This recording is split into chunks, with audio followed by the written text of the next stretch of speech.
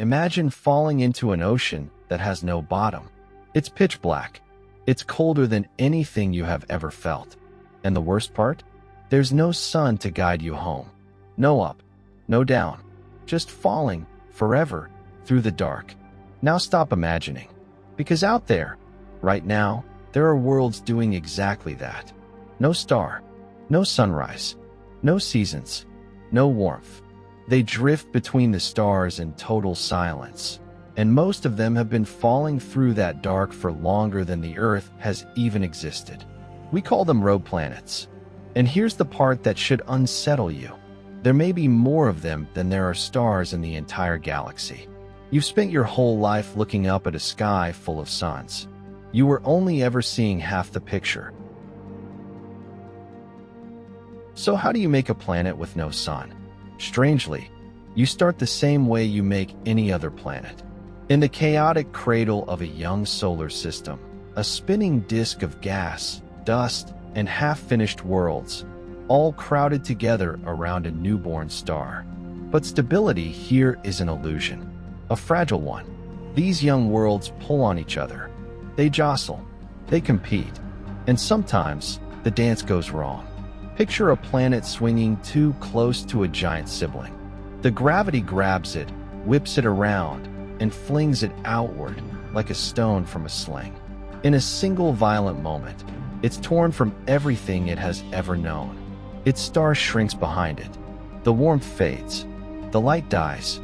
And it doesn't stop. There's nothing out there to catch it.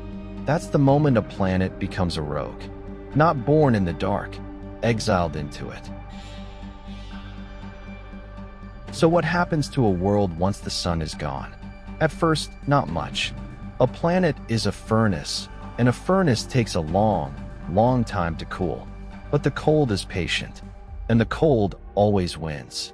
Slowly, over ages, the sky begins to fall. The atmosphere, the air that might once have given this world something like weather, starts to freeze. Not into clouds, not into rain, into solid ground. Layer after layer of frozen nitrogen and oxygen, settling onto the surface like a snow that never melts. Sit with that for a second. On a rogue planet, the sky doesn't just go dark. The sky falls down and freezes at your feet. What's left is a tomb, a silent world sealed under frost, in a darkness so complete it can last for billions of years. No wind, no sound, no light has touched this ground since the day its star vanished. So let's make this personal. Say we drop you there, onto the surface, in a suit, with a light. How long do you last? Honestly, not long. The first thing that kills you isn't the dark.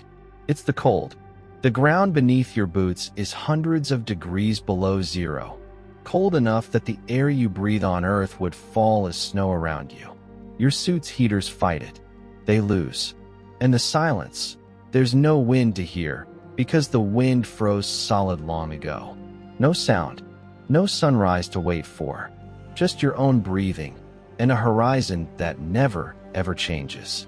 On a world like this, you wouldn't die of old age. You'd die of distance. And yet, here's the strange, quiet hope buried in all of this.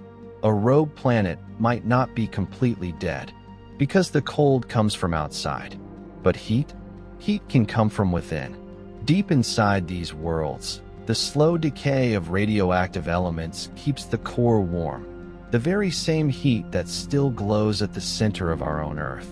It doesn't need a sun, it just needs time. So picture this.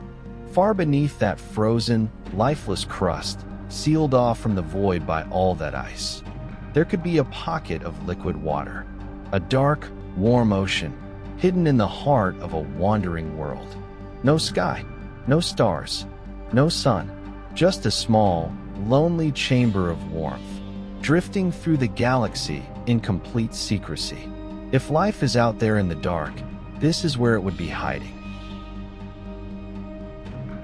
Now here's the question that changes everything.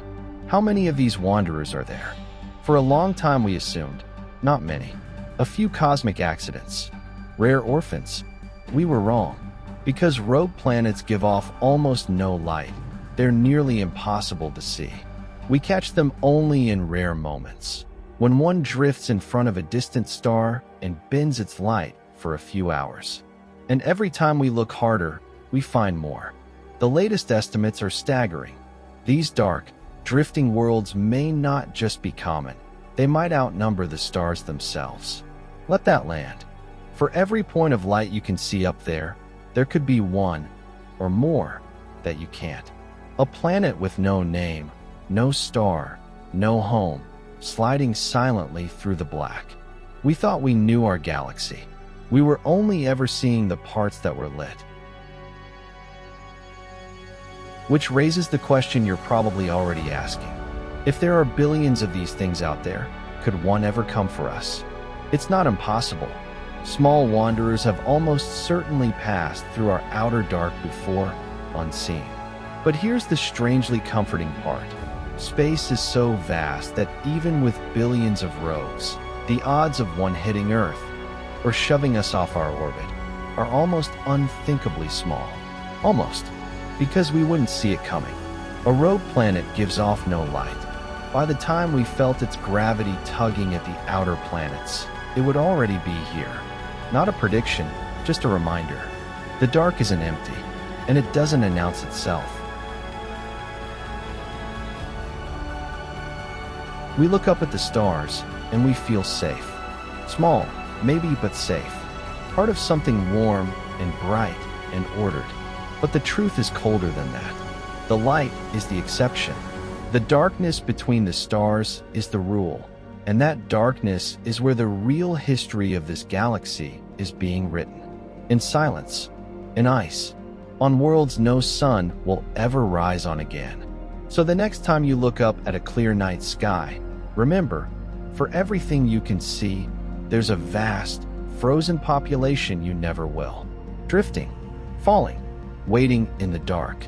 That's the universe you actually live in.